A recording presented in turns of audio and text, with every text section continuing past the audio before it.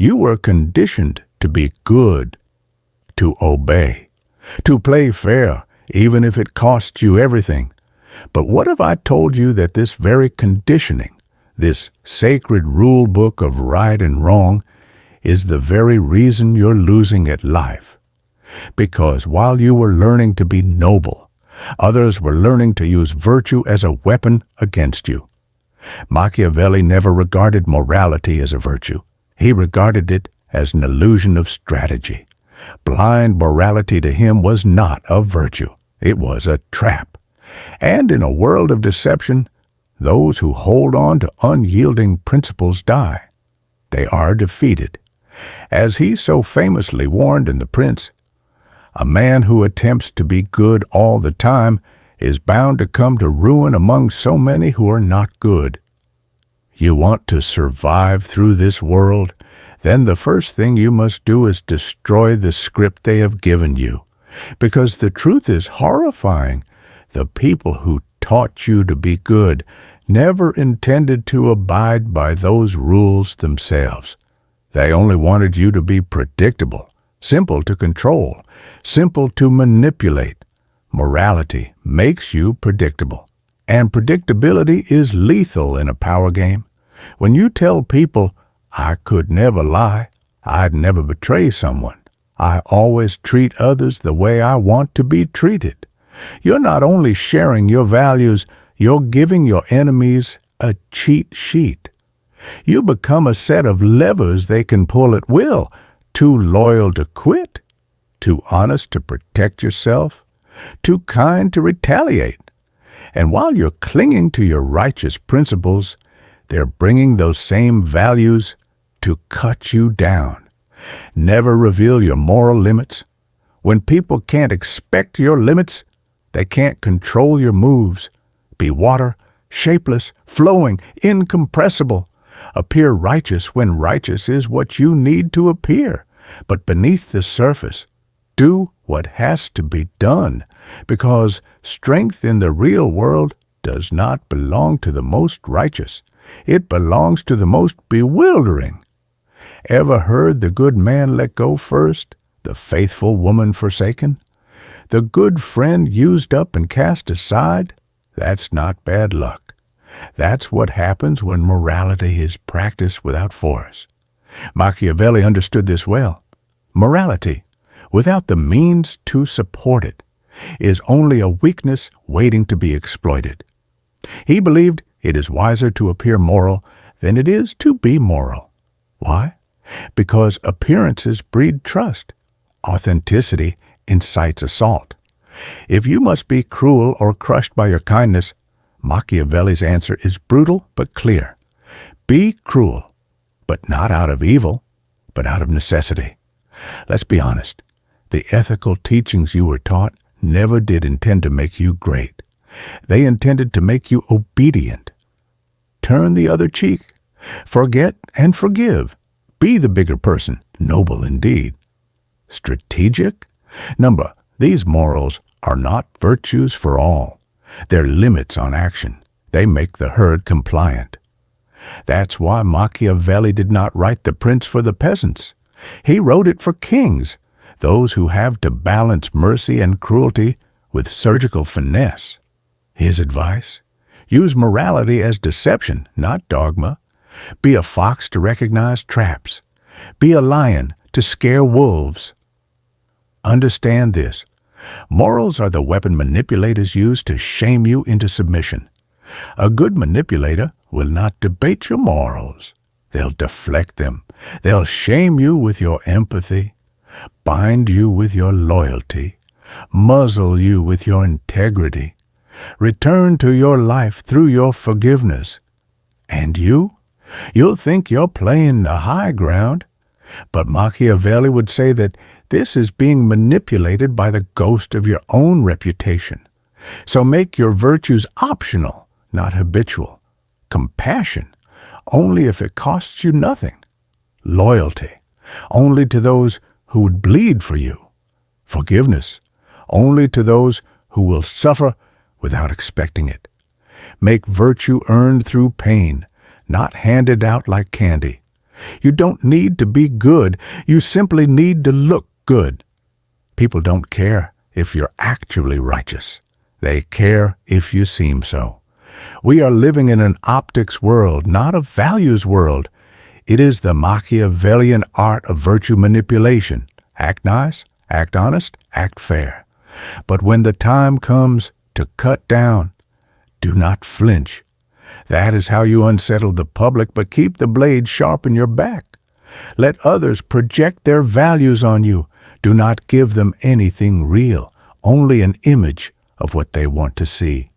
That is not hypocrisy. It's strategy. Master your face and master your destiny. Machiavelli's best players were not the loudest screamers. They were most careful with their masks. The ones who freely gave in public while fought in private, who preached the virtues of unity while sowing discord, who smiled in white tunics while hiding bloodied blades. Modern translation: give openly to hide ambition, admit a small weakness to draw fire early from the important ones, defend the weak to acquire blind loyalty, employ morality as disguise and never as a code. Morality is make-believe, and you're starring. The high moral ground is no refuge. It's a sniper nest. Use virtue as bait. Slander your adversaries with accusations of violating moral codes, even if you can't stand them. Let the opinion of the public call you a hero while you reshape the battlefield in private. Machiavelli knew emotional optics conquer cold logic. People don't care whether or not something works. They care if it feels good. Appear principled even as every move is naked calculation. This isn't manipulation, it's mastery. The instant you choose to no longer be bound by morality, the world retaliates. Others will test your integrity, shame you, and try to guilt you into obeisance. They'll say, "How could you do that?" That is not fair. People like you are the problem. Most will have the compulsion to explain themselves, to justify, to make excuses. And that's where exactly they lose it. Machiavelli would never argue on a plane of morality. He would change the context altogether. Instead of defending your choices, redefine the terms. Say, "I did what was necessary." Or, "That's your morality. Mine serves results." The goal is never to prove you're good. It's to show that their definition of good has no jurisdiction in your world. Don't argue with the righteous. Outframe them. In a world where outrage rules and everyone is desperate to be heard, silence becomes your sharpest blade. While others move to explain themselves, their ethics, and defend their choices, you stay quiet. Because silence is uncomfortable. It comes with uncertainty. It causes others to speculate where you are, what you think, or whether you are even affected in any way. Machiavelli would advise, never be too hasty to speak. Force others to reveal their hand first.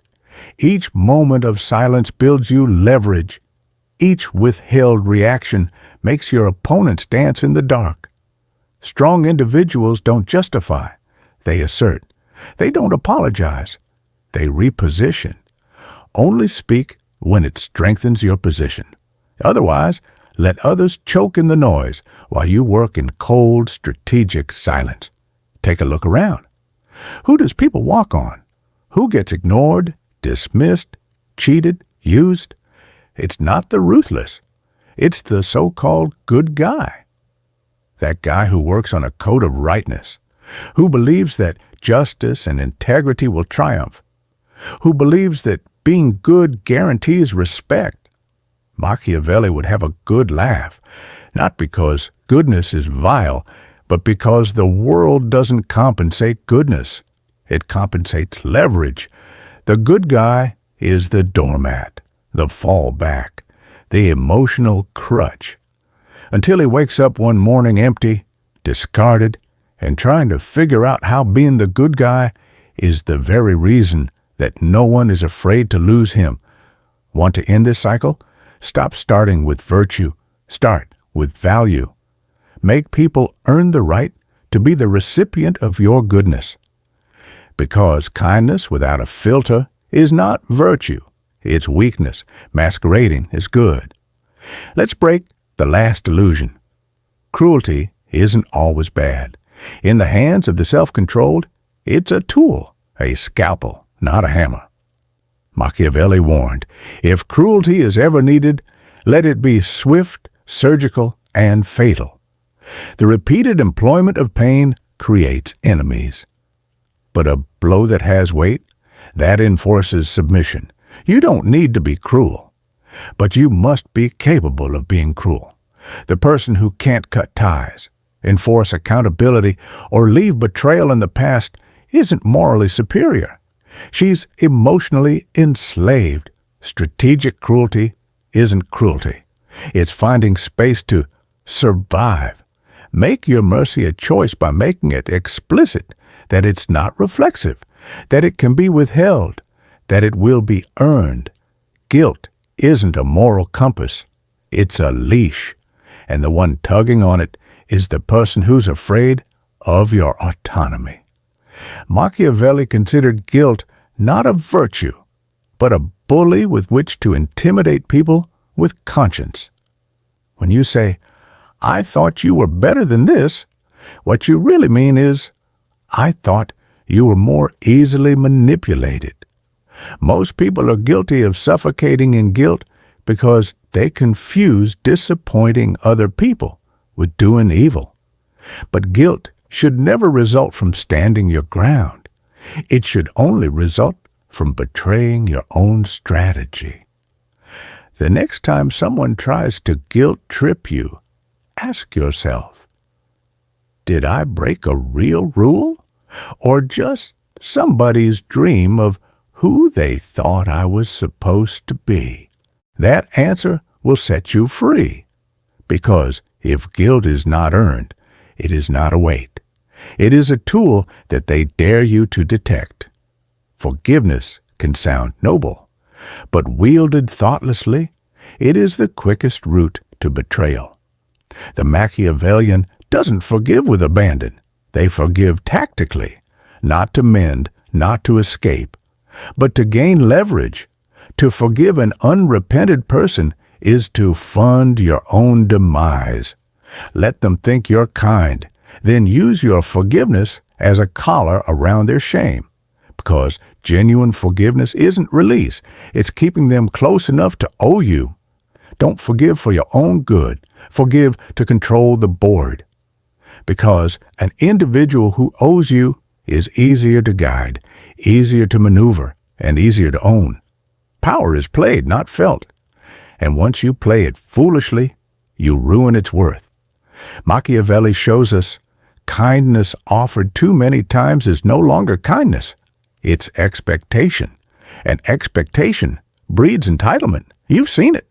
You help someone once, they thank you. Twice, they admire you. 3 times, they assume. And the moment you stop, you're the bad guy. True kindness is withheld, intentional. It is rare and surprising, like lightning. It has to surprise where least expected and leave a lasting memory. Be humane, but make it a choice, not an automatic response. Make them wonder if your mercy will come around again, or if they've heard the last of it. Static morality is a death sentence. That's why you must become morally dynamic, able to wield your goodness as a switchblade, not a straitjacket. Machiavelli would snicker at today's moral rigidity. I never lie. I never cheat. I never manipulate.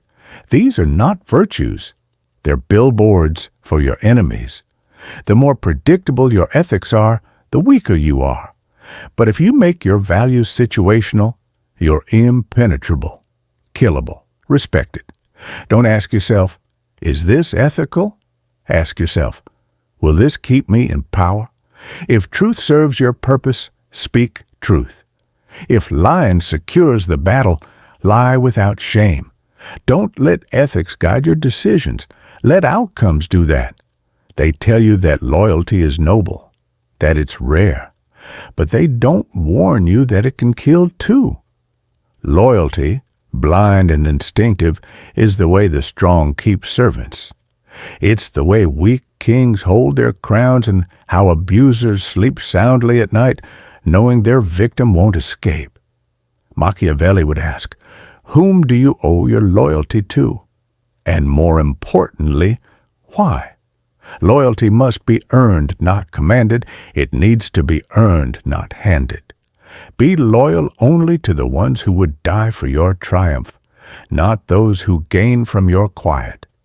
When your loyalty is a leash, sever it, because no one respects loyalty once they've exploited it. They just demand more of it until there's no longer anything of you to offer. You've witnessed it 1,000 times. The manager who espouses culture while working over staff. The doer who talks but disappears when you need them. The moral one who pledges but conceals things such as money. This is the mask of good intentions, morality as a disguise, not a code. Machiavelli would counsel, never trust words, trust leverage.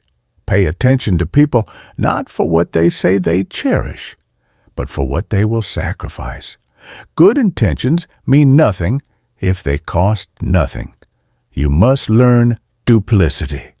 You must learn to smile while you seize territory, speak peace while waging war, and get people to think that you're fighting for justice, while you quietly short-circuit the system to your benefit. This is how rulers survive, not by being righteous, but by being impenetrable in righteousness. Betrayal has always been seen as the greatest evil, but in the Machiavellian playbook, betrayal is not treason, it's timing. When a partnership has ceased to work for you, loyalty is baggage. When a movement no longer increases your power, maintaining it is fantasy. Strategic betrayal is surgical treason. It's cutting the umbilical at the moment you've extracted all value, when staying would cost you more than leaving. It's not brutality, it's survival. You betray not to destroy but to evolve. Because in a world built on shifting alliances and temporary truths, clinging to one side is the fastest way to be crushed with the tide's turn. Let them call it betrayal. You'll call it adaptation. One of Machiavelli's most brutal truths? There is no universal morality. The laws you comply with, the ones you were taught to obey, were built to keep you in your place, not to liberate you. The same laws do not hold for masters and slaves. To the lion and the lamb. Morality is an instrument, and the most threatening people in history learned how to adapt it. They lied when it brought peace. They punished when it kept things ordered. They forgave when it solidified their dominance. It is not about doing away with morality. It's about dominating it. Putting it on when you need to. Discarding it when it becomes a drag. If you continue to live by universal morals in a world that rewards situational ethics, you will be outmaneuvered, outplayed, and outlasted. You're not here to be good. You're here to win. There is a reason why fear is a more powerful lever than love, because it offers compliance. Love is weak. Love gets eroded. It bends. But fear mobilizes loyalty. Fear commands respect. Fear daunts betrayal before it begins. Machiavelli never instructed you to be a tyrant. He instructed you to be the master of the timing of fear, to use it with precision, discretionally. You don't govern by being cruel. You govern by demonstrating you can. Be feared for how unpredictable you are. Make people wonder what happens if they cross you. Exile, exposure, or erasure. Your power grows where their faith is worn away. Niceness can persuade, but fear Fear guarantees they never betray you. Stability is what most everyone wants. They want friends who are lasting, companions who stay, loyalties that are absolute. Stability is illusion in a world of self-interest. Machiavelli knew all alliances come to an end, that loyalty is barterable, that favor hinges on leverage. The longer you anticipate a bond lasting, the more blinded you become to its gradual failure. Get ready to walk away when the balance falls. An actual strategist doesn't have stake relationships, only worthwhile ones. Treat every bond like a deal, not a covenant, signed in advantage, not affection. And when the agreement no longer serves you, dump it, quickly, quietly, completely. Here's the shocker. Folks don't care about your goodness. They care about their image in your action. They don't criticize you by reality, but by whether your behavior supports the story they have in their head. If you act so that you're affirming their righteousness, they love you. If you're challenging their self-image, they lash out. Be the mirror that reflecteth when needed. Reflect their values back to them when it wins their devotion. But never mix it up with truth. It's manipulation with flair. Machiavelli would counsel, let others believe you're virtuous, but don't be caught believing it yourself. The minute you start buying your own cover-up, you lose the game. Every powerful leader, sometime or other, crashes. But the most dangerous ones don't stay down. They come back, reinvented, refined, more lethal than ever. Machiavelli understood the power of a staged death and a well-laid resurrection. Disappear sometimes in order to reboot your narrative. Let your competition believe that you're finished. Make them celebrate your exit. Then return, no longer you, but as another creature, immune from the strategies that once succeeded. Evolve beyond their ability. Adapt your strategy. Alter your identity. They will try to strike the older you, unaware that you no longer exist. That is the greatest betrayal, letting them prepare to strike a ghost as you are already divine. The world is not immobile, and neither should you. Power does not lie in the hands of those who do not change, but in those who change more swiftly than they are hit. You need to change forever. Camouflage is change. Reinvention is your reset button. And your foes? They rely on a fixed version of you, something that can be anticipated, something to assail. Machiavelli would advise, grow beyond your reputation before it turns into a cage. If they believe you are weak, become strong. If they find you to be cruel, become kind. If they find you to be finished, get refashioned in private and return when no one is looking. Control your change and you control the story. Make them pursue a ghost of your history while you reign today. To be unstoppable, you need to be impossible to read. Foreseeability is fatal in an era of Machiavelli. If they can anticipate your next step, they'll corner you. If they can codify your morals, they'll ensnare you within them. If they can shame you, they can disembowel you. So become a paradox, kind but cruel, silent but alert, forgiving but never forgetful. Your presence must confuse them. Your silence must scare them. Your morality must feel like a luxury, not a guarantee. Machiavelli didn't say to destroy all values. He said, control your own moral temperature. Be hot or cold, never lukewarm. The person who feels everything is ruled by everyone. The one who feels strategically rules everything. When no one knows what makes you bend, they will fear what makes you break. So what's the code?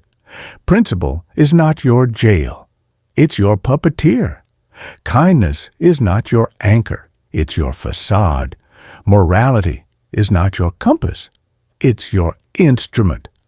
Machiavelli's final lesson was never about being wicked. It was about being impenetrable. In order to move in this world with power, you must embrace this truth.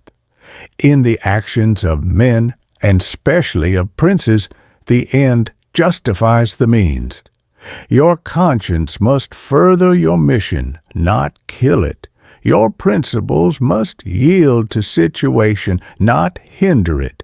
Your purpose is a means, not a truth. Because history doesn't keep account of the right. It keeps account of the unstoppable, the resilient, the impenetrable, the frightening.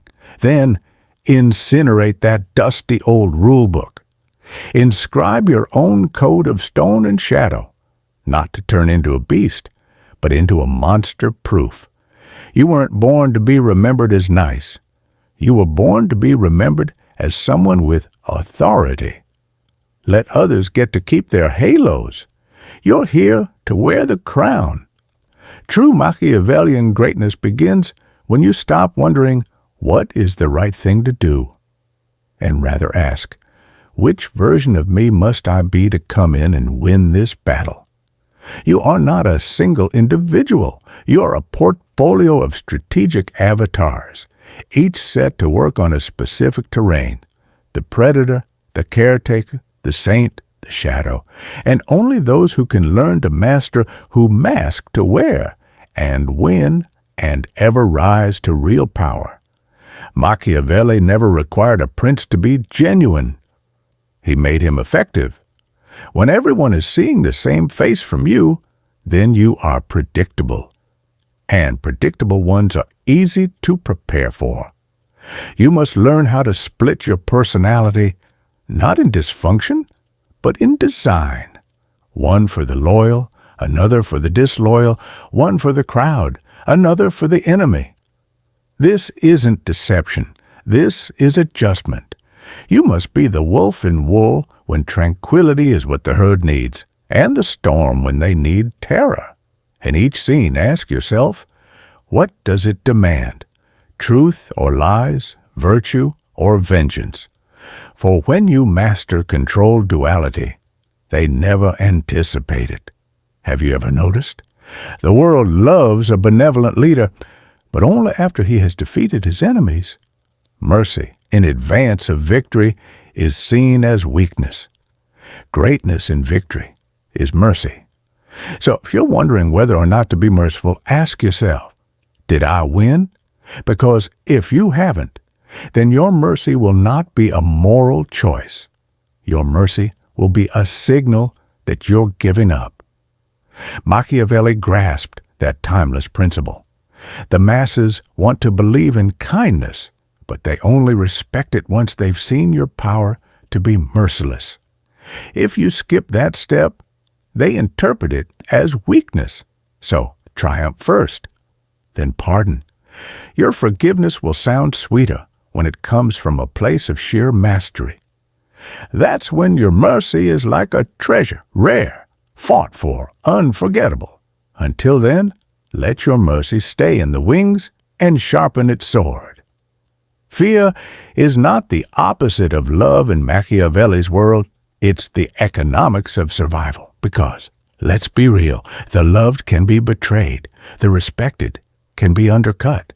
But the feared are taken into account ahead of time. The feared are watched ahead of time before you can talk to them. The feared are calculated for, not dismissed. Fear is not tyranny. Fear is power. Fear is gravity. When you enter a room, people have to adjust to you existing in it. When you say your name, it should cause the throats to constrict, not garner sympathy. Build a reputation that induces suspicion. Silence a room by showing up, but not by speaking. Get them to question your limits. That is fear, and fear protects more than virtue will ever. Because those who are aware that they should fear disobeying you will never need a second warning. You've been taught that loyalty is a positive thing, that it has to be given freely, that it forms character. but Machiavelli would have a good laugh. Loyalty is not a moral compass, it's a deal, unspoken by common interest and upheld by force. The moment loyalty holds you in, it's a trap. And the moment you know that, you're free to stop bleeding for people who wouldn't even limp for you. Try loyalty like kings test food for poison all the time, ruthlessly and with no remorse. Reward it when earned, destroy it when broken. People who say they're loyal forever are lying. They're loyal until it hurts them, until something newer comes along, until their fear of you passes. So don't build on loyalty. Build on leverage. Make it more valuable to stay with you than to leave you. And if someone does betray you, don't take it personally. Take it as a lesson. Then swipe it all back. We live in an age of constant outrage, and people are reluctant to be alone in their convictions. They desire consensus, approval, adoration. But Machiavellians know consensus is not found in the multitude or the crowd. Consensus is found in the silence of assuredness. Consensus is a legend.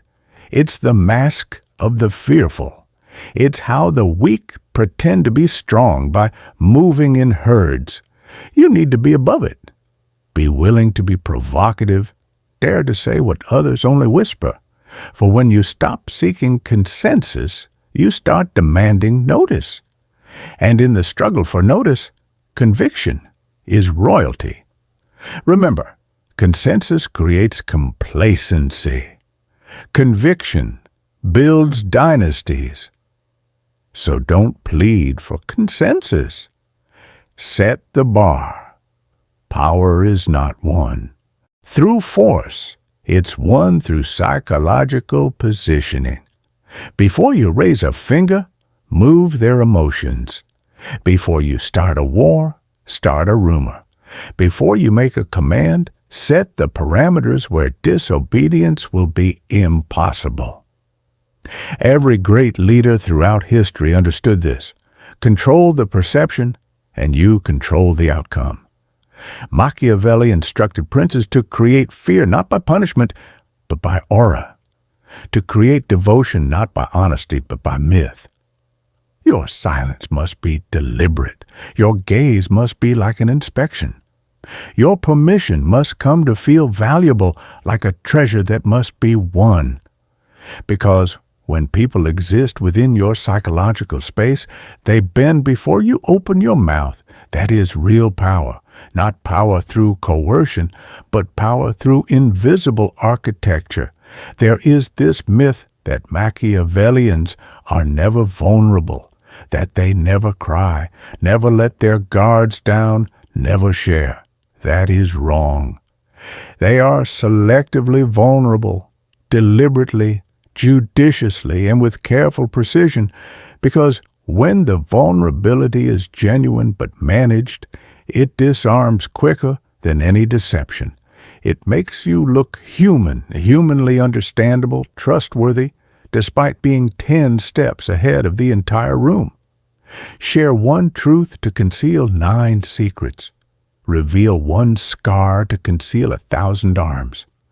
Break once in front of them, not out of weakness, but because it keeps you inscrutable. Vulnerability is a trap when overused, but a nuclear bomb when deployed once, in the right time and place, before the right eyes. Use it like you use anything else, in moderation. What does to win, Machiavelli style, mean? It means your name remains in other individuals' minds long after you've left the room. It means your presence propagates faster than your words. It means your being becomes legend, and your legend becomes power. Immortality has nothing to do with legacy.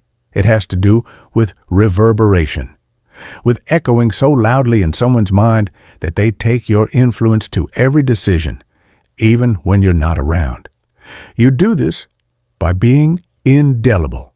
You make one choice that alters everything. You say one line that encapsulates a moment. You kill one enemy so completely that no other dares step forward. Machiavellian doesn't just win the battle, they win the tale. They are a legend, and the world does not forget legends.